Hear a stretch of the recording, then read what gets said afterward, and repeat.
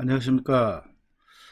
표로 보는 한눈에 보는 제 리포트 표 보면서 말씀드리겠습니다. 인카 금융 서비스 편입니다. 2020년 상반기에 공시된 자료 기준입니다. 이거를 이제 신문에 비교하기 30대지를 비교하기도 하고 이제 각각 또 이제 보도를 했지만 내용이 조금 어렵다 그래서 별도로 주요 GA 순으로 시간 나는 순으로 저희들이 어, 찍어서 설명해 드리고 있습니다.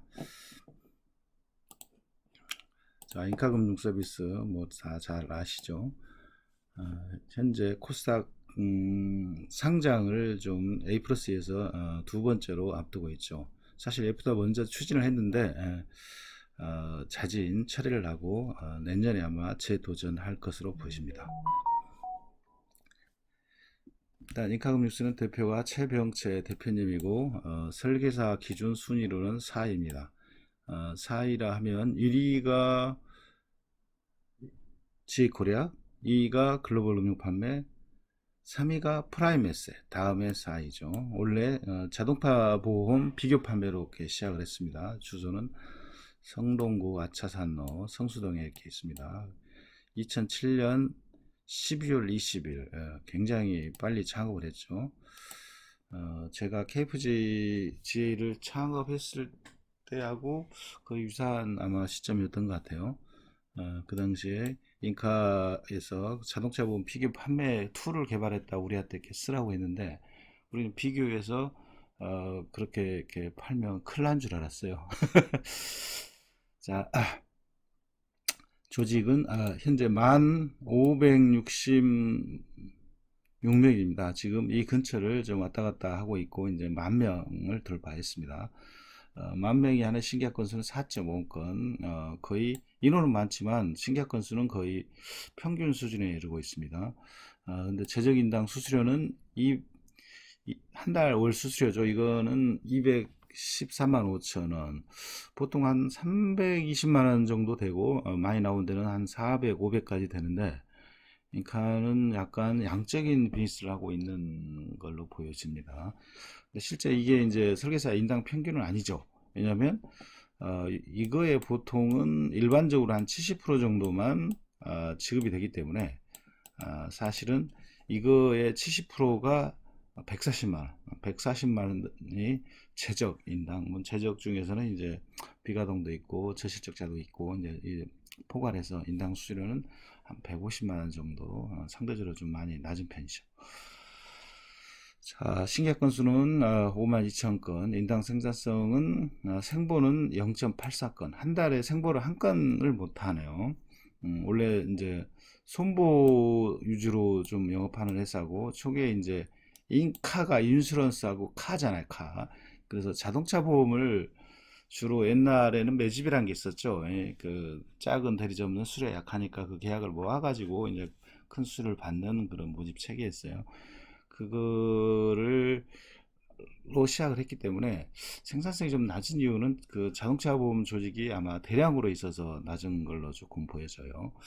아마 이게 기업가치 평가에 이제 긍정적으로 작용할지 안 좋게 작용할지는 모르겠어요. 왜냐하면 자동차 보험이 온라인화하고 하는 경향이 일단 있지만 또 내년에 자동차 보험이 올라가면 수수료가 좀 올라가지 않을까 뭐 이런 생각이 들고 또 한편으로는 이제 모든 이 자동차 보험 판매하는 조직은 다른 걸 잘 못 팔거든요. 그래서 여기 보시다시피 이제 모든 그 생산성 관련 지표들이 좀 낮게 나오는 그런 현상을 보이고 좀 있습니다. 근데 또 이건 특이하네요. 자, 이거는 건수 기준인데 자동차 보험이랄 손보를 주로 더 많이 파는데 점유율은 생보 점유율 18%까지 올라와 있네요. 사실 이렇지 않은 회사도 이게 15% 되는 회사도 있는데 조금 약간 특이하네요. 자, 한번 유지를 한번 보시죠. 조금 헷갈리니까 좀 지워버리고요. 자, 유지율 유지율은 지금 13회가 80, 생보 평균이 77.9. 그렇게 높진 않아요. 그 다음에 생보 평균 19년 평균이 25회가 63.8, 56. 대부분의 연합형제 효율이 조금 25에 떨어지는 데들이 한 요 정도 생보 평균하고 차이 나요.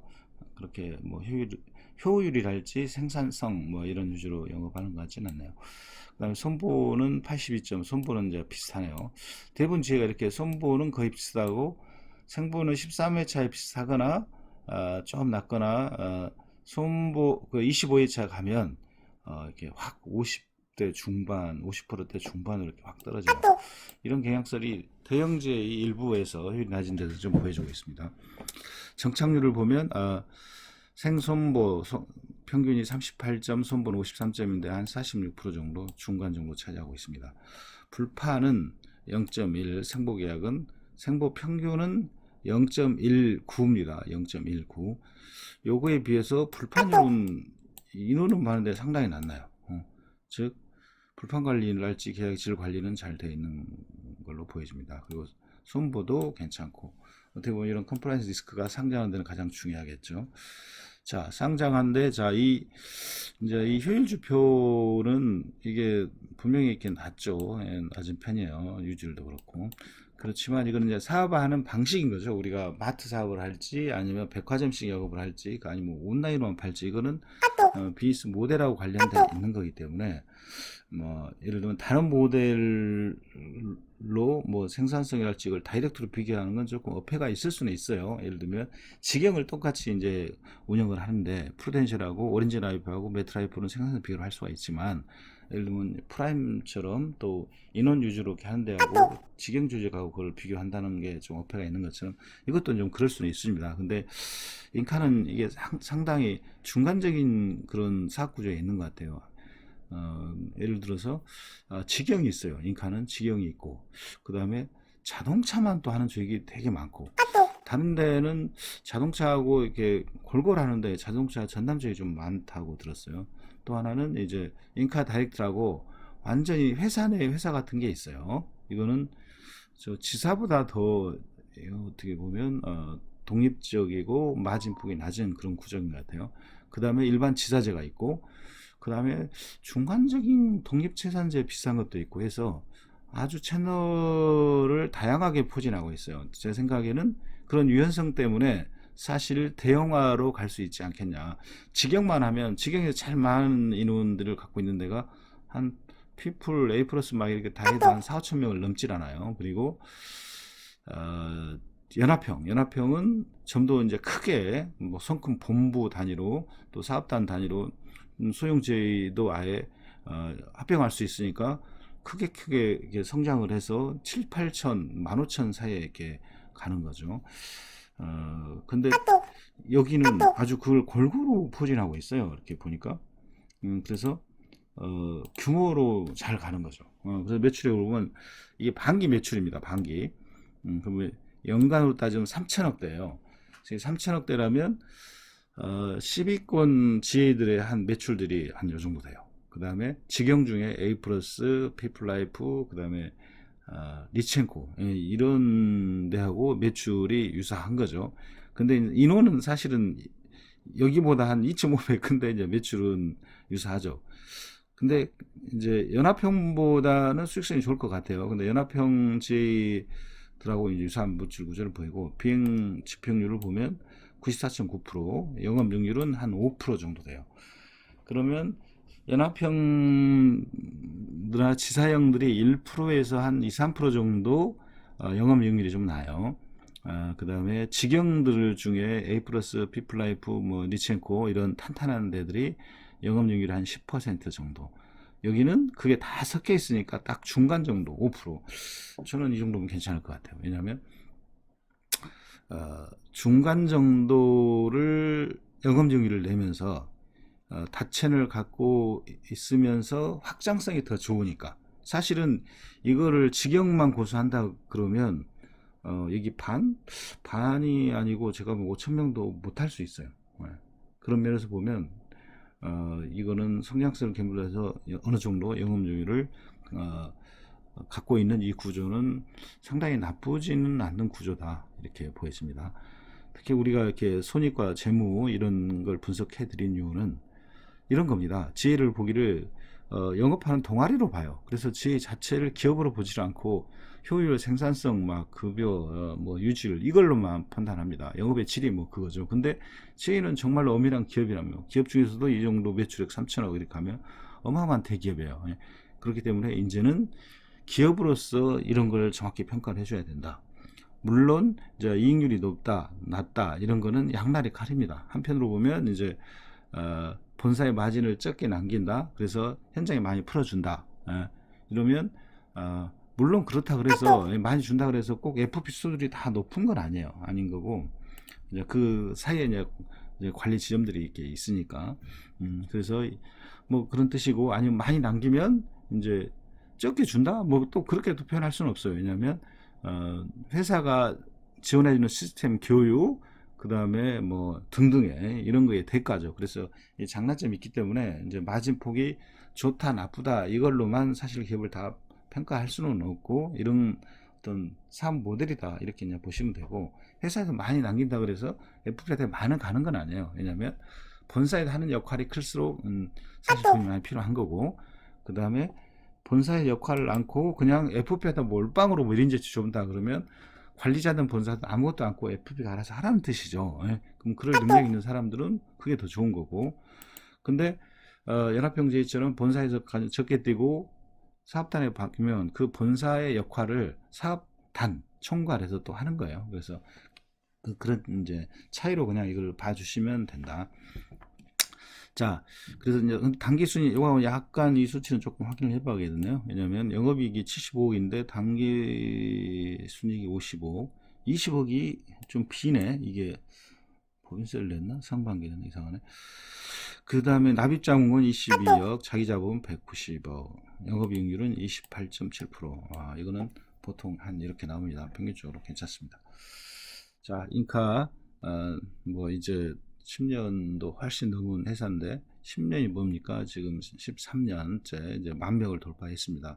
10,000명을 돌파한 4군데 제의 중에 하나고, 최초의 상장을 시도했다가 이제 철회하고 에이프로스가 그 길을 열었고, 그 토대 위에서 내년에 두 번째 상장을 준비하고 있는 회사입니다. 내년에도 좋은 성장과 발전 있기를 기원하겠습니다. 자, 이게 한 1년치를 한번 볼까요?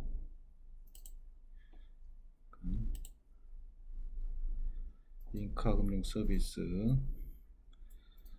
지금 일별로 보면 지우고, 자 지워버리고요. 자, 일별로 한번 보면 최근에 12,000원대로 왔다 갔다 했네요. 근데 거래량 거의 미미해요. 2,700원. 2,700주 이게 제일 많은 때고, 그 다음에 주가는 11,500원 이게 제일 높은 주가네요. 사실 A 플러스도 장외에서는 12,000원까지 갔어요. 근데 실제 공모는 7,500원, 현재 주가는 5,400원입니다. 그래서 뭐 장외 주가는 이제 상장 이후에 주가 부양을 위해서 이제 뭐 사전에 작업할 수도 있고, 또 거래량이 너무 이렇게 미미하기 때문에 이 의미가 없을 수는 있어요.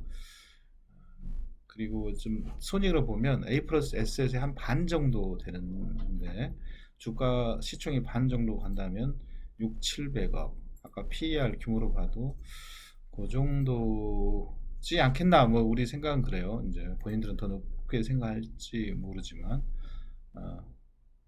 뭐 그렇습니다. 그냥 순이익 측면에서 A 플러스에 비해서 2분의 1이다. 그럼 A 플러스 현재 시총이 한 1,300~400억이니까 거기에 반, 그러면 장외 주가도 거기에 맞춰가지고 지금 올라오고 있지 않느냐. 그래서 지금 장외 시총이 한 500억대, 517억이죠. 517억. 자, 부연 설명 마치.